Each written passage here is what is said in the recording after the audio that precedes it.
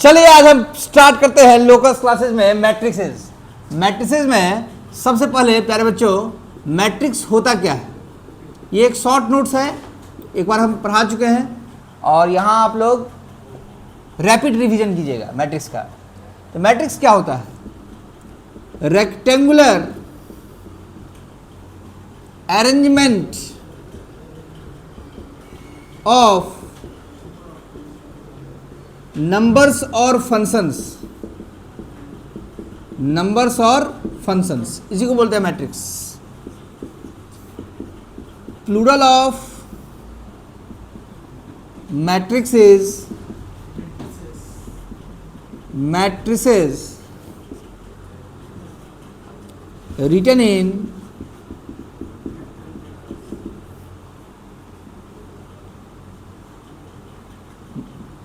big bracket, small bracket, double line, symbol, capital letter. पहले लिख दिए हैं फिर समझाते हैं। देखिए रेक्टेंगुलर अरेंजमेंट, नंबर को, नंबर या फंक्शन को अगर रेक्टेंगल बना दीजिएगा तो वो मैट्रिक्स हो जाएगा। जैसे 1 2 3 4 5 6 ये नंबर का क्या बना? ट्रायंगल। 1 2 3 4 5 6 नंबर का क्या बना? सर्कल। ये दोनों मैट्रिक्स नहीं हुआ। मैट्रिक्स क्या हुआ? नंबर का रेक्टेंगल बना दिए, नंबर का रेक्टेंगल बना दिए। नंबर का रेक्टेंगल मतलब देखिए रेक्टेंगल बना। इसको सुंदर लगने के लिए, इसको सुंदर लगने के लिए हम क्या करते हैं, 1 2 3 4 5 6 को सुंदर लगने के लिए ये बड़ी कोष्ठ डाल देते हैं, बिग ब्रैकेट डाल देते हैं और इसका कुछ नाम रख देते हैं, इसका नाम ए। तो ये एक मैट्रिक्स हुआ। ये क्या हुआ?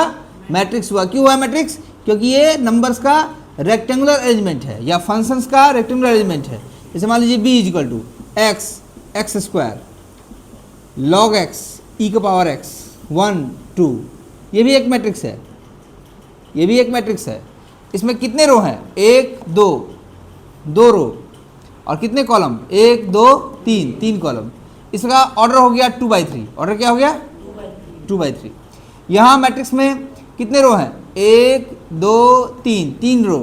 कॉलम कितने हैं? 1 2, 3/2। तो मैट्रिक्स का मतलब नंबर्स को हम क्या कर देंगे?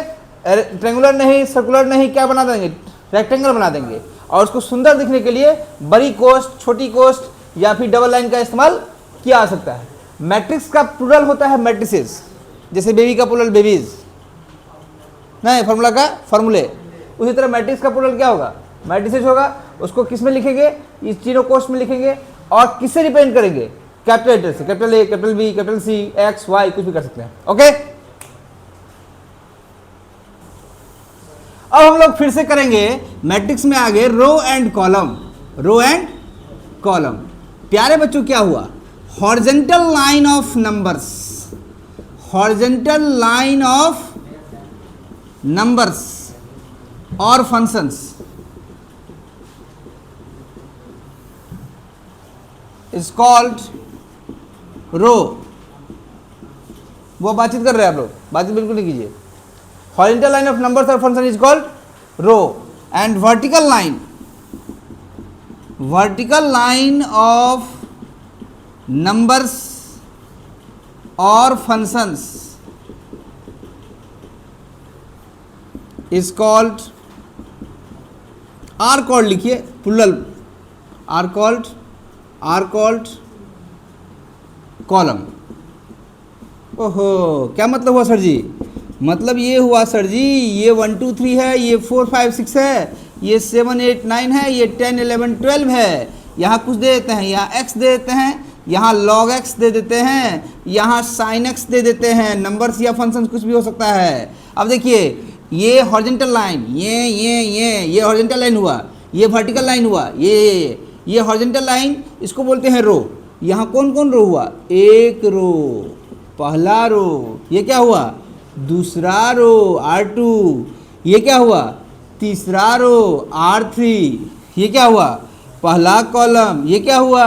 दूसरा कॉलम। ये क्या हुआ? Third column. ये क्या हुआ? Fourth column. तो ये जो हॉरिजॉन्टल लाइन ऑफ नंबर्स या फंक्शन है उसको रो बोलेंगे और वर्टिकल लाइन ऑफ नंबर्स और फंक्शन को क्या बोलेंगे? कॉलम। यहाँ कितने रो है? 1 2 3, 3 रो। कितने कॉलम है? 1 2 3 4, 3/4। तो इसका ऑर्डर हो गया 3/4, इस मैट्रिक्स का ऑर्डर हो गया 3/4। ओके, अब शुरू कर रहे हैं प्यारे बच्चों ऑर्डर। क्या शुरू कर रहे हैं? ऑर्डर। तो किसी मैट्रिक्स के पास इफ अ मैट्रिक्स हैज, लिखते जाइए आप लोग, if a matrix has m rows and n columns, साथ में लिखिए n columns. If a matrix has m rows and n columns, it's order is, वो आप कोई बोल रहे हो, बोलो नहीं, ऑर्डर इज m/n। बात नहीं करो Murari. If a matrix has m rows and n column, it's order is m into n। लेकिन इसको पढ़ेंगे m into n, बोलेंगे m/n, पढ़ेंगे m/n, लिखेंगे m into n। Okay sir, example देखिए 1 2 3 4, कितने रो हैं? एक रो। कॉलम कितने हैं? 1 2 3 4, तो 1/4।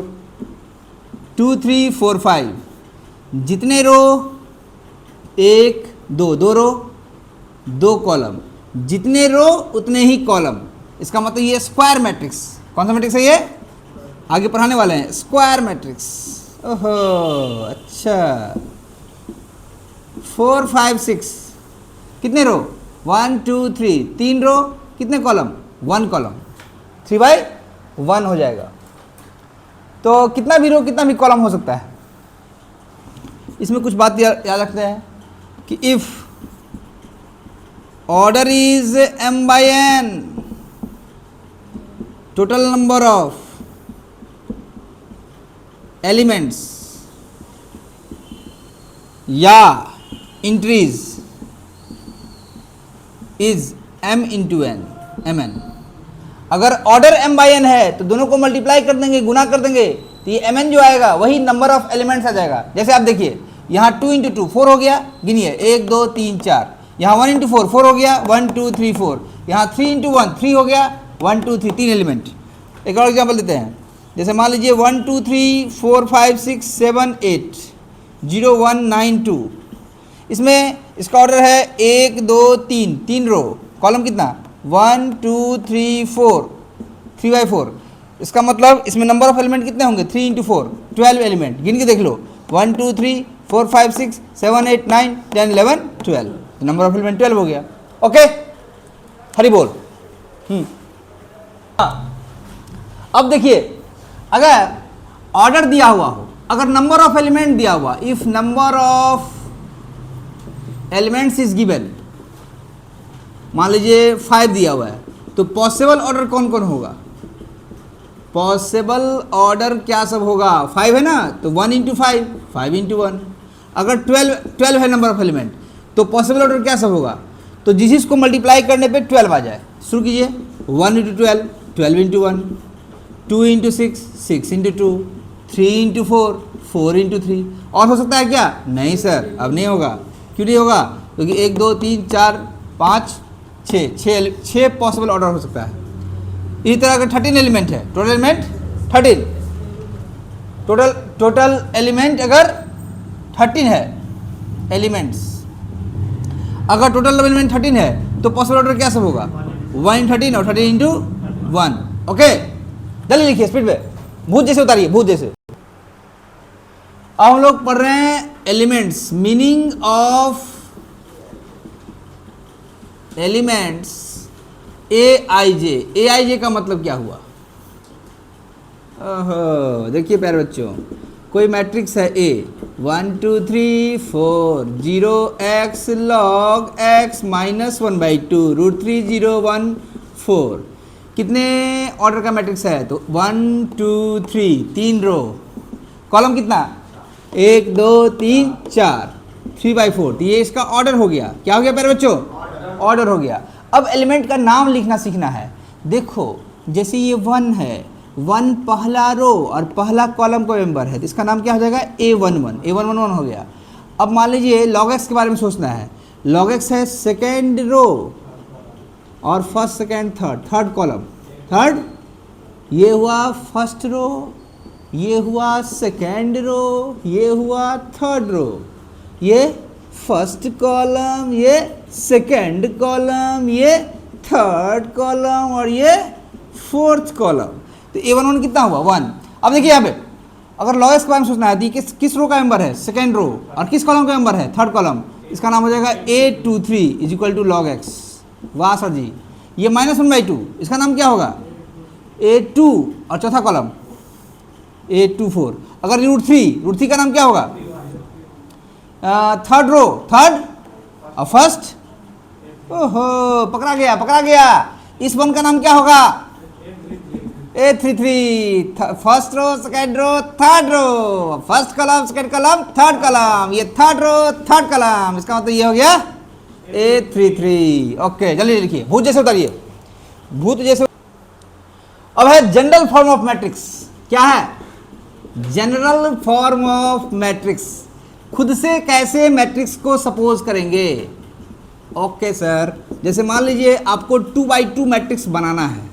2x2 मैट्रिक्स ऑरेंज नहीं है, बनाना है 2x2 है तो यहाँ लिखेंगे A11 A12, यहाँ A21 A22। गौर फरमाइए, पहला row sorry first row second row, 2 row और 2 कॉलम है ना 2x2। अरे बोलो यार, अगर कोई दूसरा मैट्रिक्स बनाना है 2x3 का, किसका बनाना है, मतलब 2 रो होना चाहिए और 3। यहाँ क्या लिखेंगे, इस जगह का नाम क्या है A11, इस जगह का नाम A12, आगे 3 कॉलम है, बस खत्म हो गया। अब शुरू कीजिए A21 A22 A23, होगा कि नहीं होगा, अरे बोलो यार। तो ये 2 रो 3 कॉलम, वाह वाह। अगर कोई आदमी बनाना चाहे 3/4 का मैट्रिक्स, कितने का 3/4 का, तो कैसे बनाएंगे प्यारे बच्चों, 3 रो 3, 1 रो 2 रो 3 रो पे जाएगा। अच्छा कॉलम कितना होगा 1 2 3 4। ओहो स्टार्ट कहाँ से करेंगे A11 से, A11 A12 A13 A14। बोलो नहीं सौरभ, A21 क्योंकि ऑनलाइन ही बच्चे पढ़ रहे हैं डिस्टर्ब हो जाएंगे। A21 22 23 A24 A31 A32 A33 A34। Okay जल्दी लिखिए, राइट डाउन, भूत जैसे उतारिए, भूत जैसे।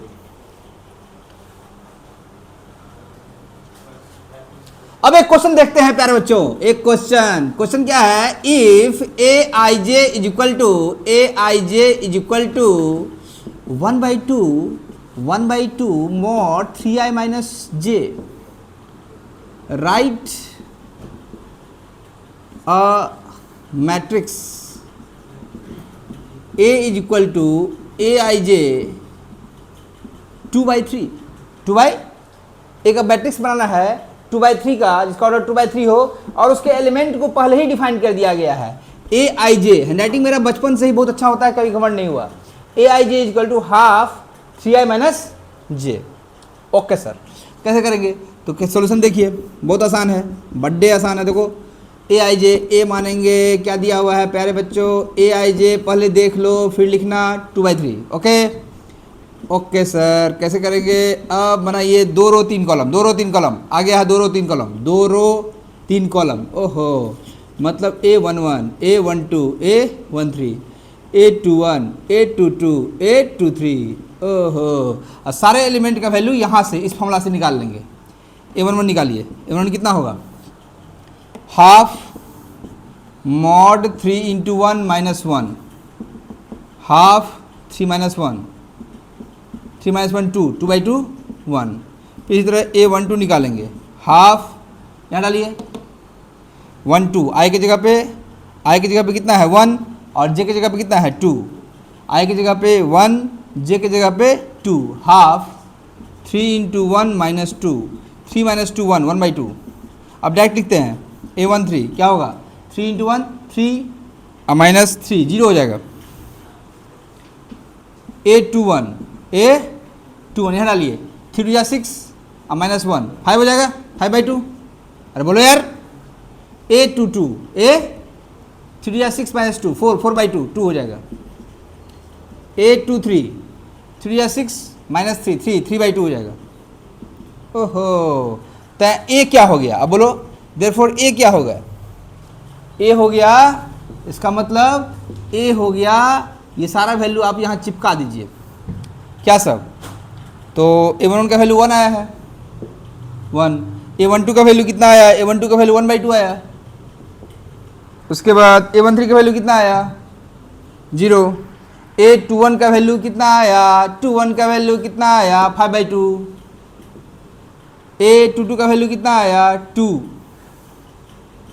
और A23 का वैल्यू कितना आया? 3/2। एक बार चेक कर लेते हैं, रीचेक, कहीं गलती हो जाता है। आप लोग कहिएगा कि मास्टर भूसकोल है। देखिए, अगर मान लो 1 1 डालते हैं तो 3 × 1 3, 3 - 1 2, 2/2 1, ठीक है, 1 आ गया। 2 डालेंगे, 1 2 डालेंगे, 1 2 निकालेंगे तो 3 × 1 3 - 2 1, 1/2 1 3 डालेंगे, 3 1 3 - 3 0 है। ठीक है, मजा आ गया। 2 1 डालेंगे तो 3 × 6 - 2 6 गलती हो गया, नहीं 5/2, ठीक है। 3 × 6 - 1 5 5/2। उसके बाद 2 डालेंगे, 3 × 6 - 2 4 4/2 2, वाह सही है। A23 निकालेंगे, 3 × 6 - 3 3 3/2, हाँ बिल्कुल सही है, बिल्कुल सही है, सही जवाब। ओके, अब है equality of matrix. Equality of matrix, दो मैट्रिक्स इक्वल कब होगा? इक्वल होगा अगर ऑर्डर सेम हो दोनों का। दूसरी बात ऑर्डर सेम हो, और दूसरी बात कॉरेस्पॉन्डिंग एलिमेंट इक्वल हो। कॉरेस्पॉन्डिंग एलिमेंट्स एग्जैक्टली इक्वल हो। क्या कहना चाहते हैं सर आप?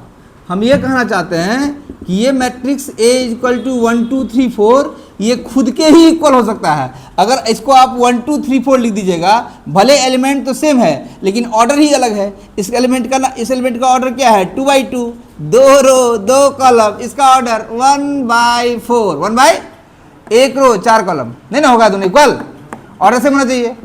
अगर हम दूसरा ले लें 2 1 3 4, 2 1 यहाँ ऑर्डर सेम है, 2/2 ये भी है, 2/2 ये भी है, क्या ये इक्वल हुआ? एलिमेंट भी सेम है, 1 2 3 4 1 2 3 4। लेकिन जो जहां का वही का, यहाँ 1 है A11, यहाँ 2 है A11। ओहो, इस जगह का नाम है A11, A11 है यहाँ 1, और यहाँ A11 कितना है प्यारे बच्चों? 2। इक्वल नहीं ना हुआ। कॉरेस्पॉन्डिंग एलिमेंट्स क्या होना चाहिए? एग्जैक्टली इक्वल होना चाहिए, एग्जैक्टली बाबू भाई की तरह। तो A11 1 हो गया, A11 2 हो गया, इसका मतलब ये भी इक्वल नहीं हुआ। तो इक्वल क्या हुआ सर? यह मैट्रिक्स किसके इक्वल होगा? यह खुद के इक्वल होगा। खुद में जिंदा हूं मैं, गाना सुने होंगे। तो 1 1 2 2 3 3 4 4, ओके, ये 2/2 का मैट्रिक्स हो गया।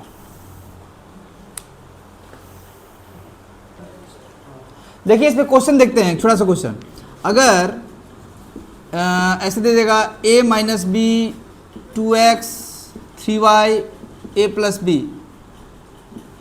= 3 4, और यहाँ हो जाए 12 और 5। अब कह रहा है क्या करने के लिए? कह रहा है AB निकालने के लिए। क्या कर रहा है? AB निकालने के लिए। नहीं, फाइंड ABXY, ABXY सारा निकालना है। कैसे निकालना है? हंसो मत। तो आप लोग को नहीं कर रहे हैं, सामने बैठा है स्टूडेंट कर रहे हैं।